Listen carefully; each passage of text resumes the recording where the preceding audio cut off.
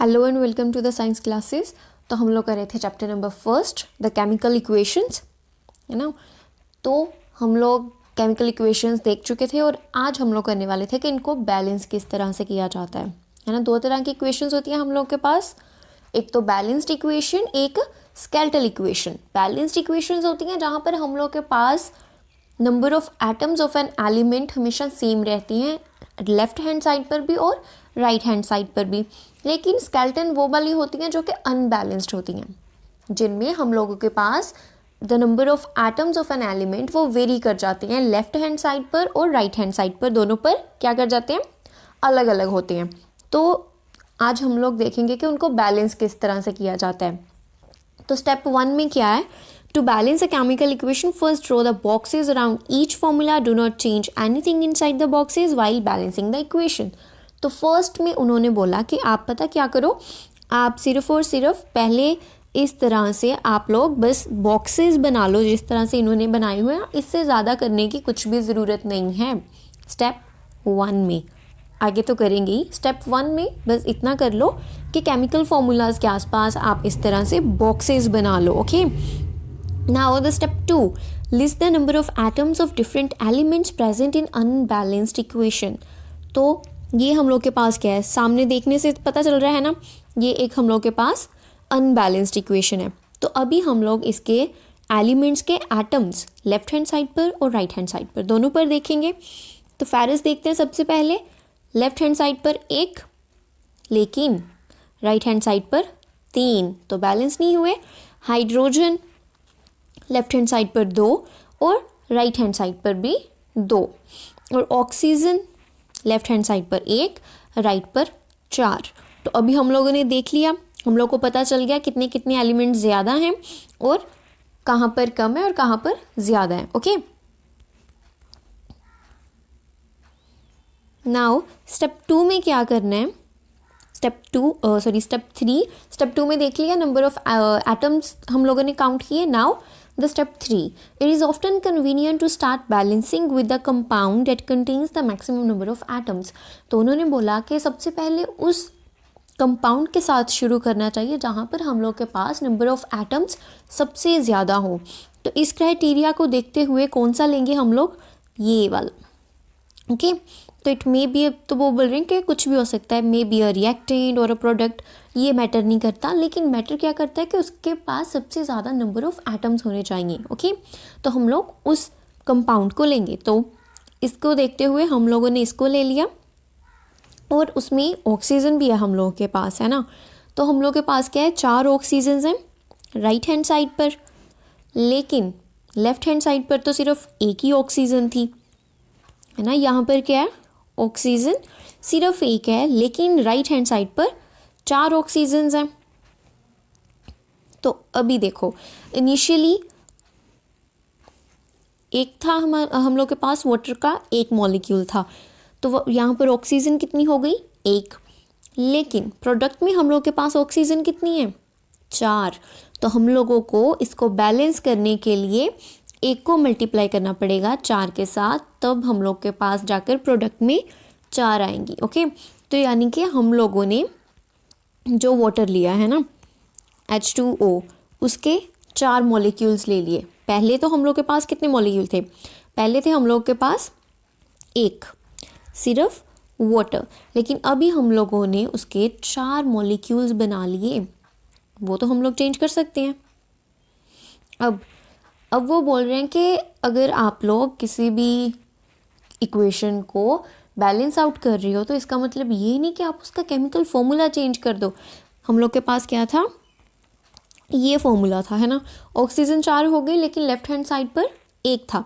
अब इसका मतलब ये नहीं कि आप फॉर्मूला इस तरह से चेंज कर दो, ये तो लिखने की फिर ज़रूरत ही नहीं पड़ेगी, है ना। इसका मतलब ये नहीं कि आप इस तरह से चेंज कर दो, नहीं, आप इस तरह से चेंज नहीं कर सकते उसको, है ना। तो उसको बैलेंस करने के लिए फिर हम लोग को क्या करना पड़ा, हम लोगों को वाटर के 4 मॉलिक्यूल्स लगाने पड़े वहाँ पर। तो अभी भी इक्वेशन सॉल्व हुई क्या, नहीं हुई। ऑक्सीजन, चलो ऑक्सीजन हो गई, है ना, लेकिन हाइड्रोजन तो यहाँ पर 2 है, लेकिन यहाँ पर कितने हो गए, 4 क्रॉस 2, डेट मीन्स 8। और फेरस यहाँ पर 1 है, यहाँ पर 3 है। तो चलो आगे वाला देखते हैं। So ferrous and hydrogen, step 4 देख रही हैं। Ferrous and hydrogen atoms are still not balanced.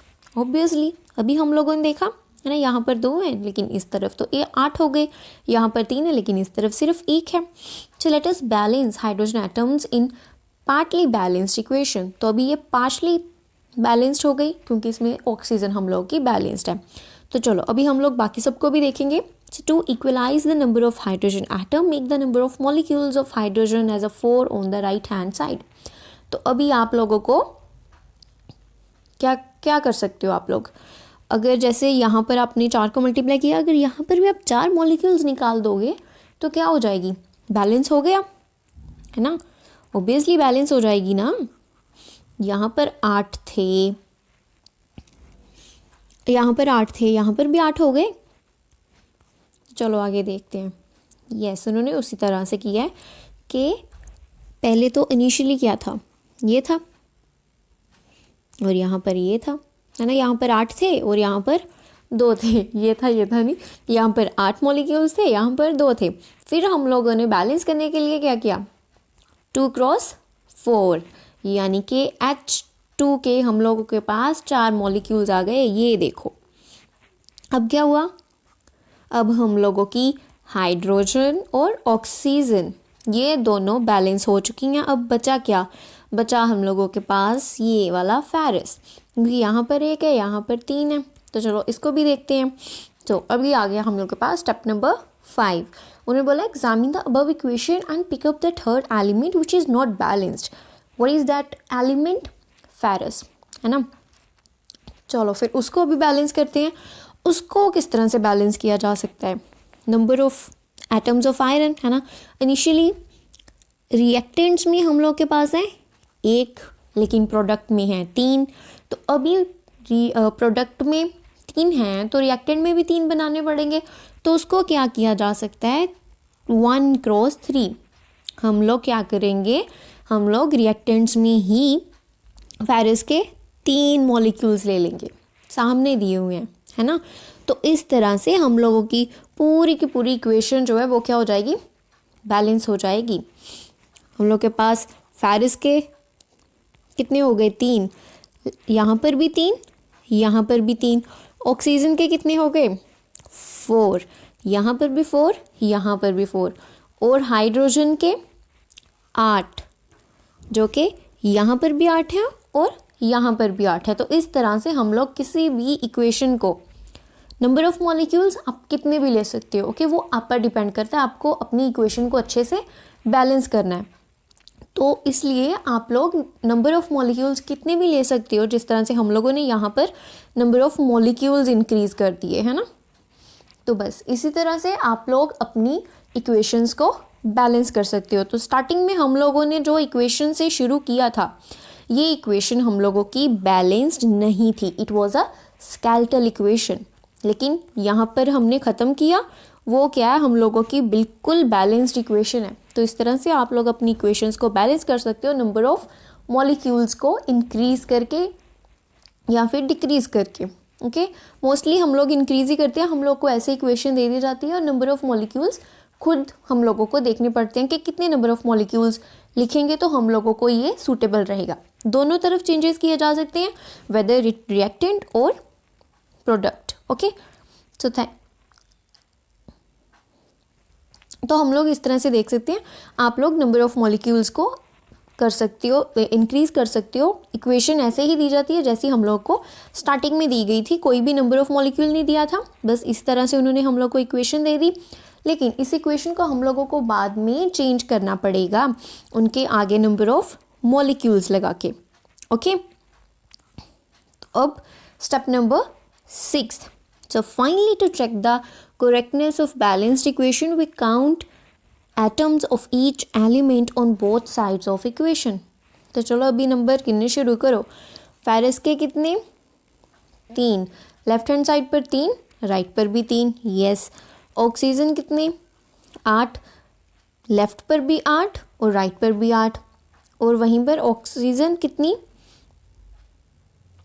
Oxygen 4, right पर और लेफ्ट पर, दोनों पर ही 4 है ना। तो नंबर ऑफ एटम्स तो हो गए हम लोगों के equal.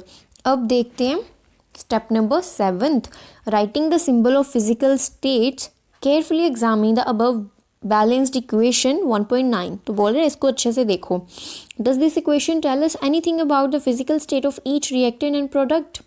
No information has been given in this equation about the physical state. तो चलो हम लोगों ने इक्वेशन को बैलेंस्ड कर दिया, लेकिन हमें ये नहीं पता कि ये जो फेरस पड़ा है यानी कि लोहा, ये लोहा हम लोगों के पास मोल्टन स्टेट में पड़ा है या फिर सॉलिड स्टेट में, उसकी स्टेट नहीं बता रहा। तो अभी हम लोगों को इनकी स्टेट्स भी देखनी पड़ेंगी अच्छे से। So to make a chemical equation more informative, the physical states of the reactant and products are mentioned along with their chemical formula.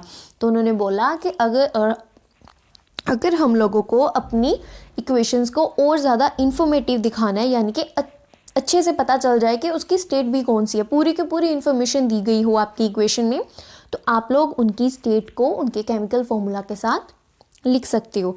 सो कौन कौन सी स्टेट्स होती हैं? गैसियस स्टेट, एक्वस स्टेट को किस तरह से लिख सकते हो? AQ। ओके, ये कब लिखोगे? जब आप लोगों को कोई भी एक सोल्यूशन दिया गया होगा। ओके, आपका कंपाउंड एक वाटर के सोल्यूशन में होगा। तो चलो अब देखते हैं, फेरस क्या है? सॉलिड। वाटर किस फॉर्म में है हम लोग के पास? गैसियस, यानी कि वाटर नहीं है हम लोग के पास, क्या है? स्टीम है वहाँ पर। और ये भी हम लोग के पास सॉलिड है, और again oxygen is a gas, gaseous form में हम लोग के पास है। तो इस तरह से हम लोग पूरी की पूरी अपनी इक्वेशन को काफ़ी ज़्यादा इन्फॉर्मेटिव बना सकते हैं। ओके, हम लोगों ने पूरा बता दिया, नंबर ऑफ एटम्स जो थे वो हम लोगों ने इक्वल कर दिए, उसके साथ साथ हम लोगों ने अब उसके स्टेट्स भी बता दी, है ना। Sorry, usually physical state are not included in a chemical equation unless it necessary to specify them. तो ये इतनी ज़्यादा इंपॉर्टेंट होती नहीं है जब तक कि आपको एग्जामिनर स्पेसिफिकली नहीं बोल देता कि आप इसकी स्टेट भी बताओ हम लोगों को कि ये कौन सी स्टेट में लाई कर रहा है। Sometime the reaction conditions such as temperature, pressure, catalyst etc. for the reaction are indicated above or below the arrow in the equation। तो यहाँ पर ये देखो, ये क्या दिया है हम लोग के पास? प्रेशर दिया हुआ है। यहाँ पर सनलाइट और क्लोरोफिल ये कैसे काम कर रहे हैं? As a catalyst. यहाँ पर आपकी इक्वेशंस को भी बैलेंस किया हुआ है और आप लोगों को बताया गया है कि किस प्रेशर पर आपकी ये जो इक्वेशन है, ये जो केमिकल रिएक्शन है हेल्ड हो रही है, और यहाँ पर कौन कौन से हम लोग क्या यूज़ कर रहे हैं? कैटलिस्ट कौन कौन से यूज़ कर रहे हैं। ओके, तो इस तरह से आप लोगों की पूरी जो केमिकल इक्वेशन है वो और भी ज़्यादा इंफॉर्मेटिव हो जाएगी, और उसको बिल्कुल बोल सकते हैं कि आप लोग कंप्लीट हो जाएगी। लेकिन हम लोग प्रेशर, टेम्परेचर और कैटलिस्ट इन सबको इस एरो के ऊपर ही शो करते हैं। ऐसा नहीं कि प्रोडक्ट की साइड या रिएक्टेंट की साइड लिख देते हैं, वो गलत होगा। ओके, तो इसलिए इसको हमेशा हम लोग एरो के ऊपर ही लिखते हैं।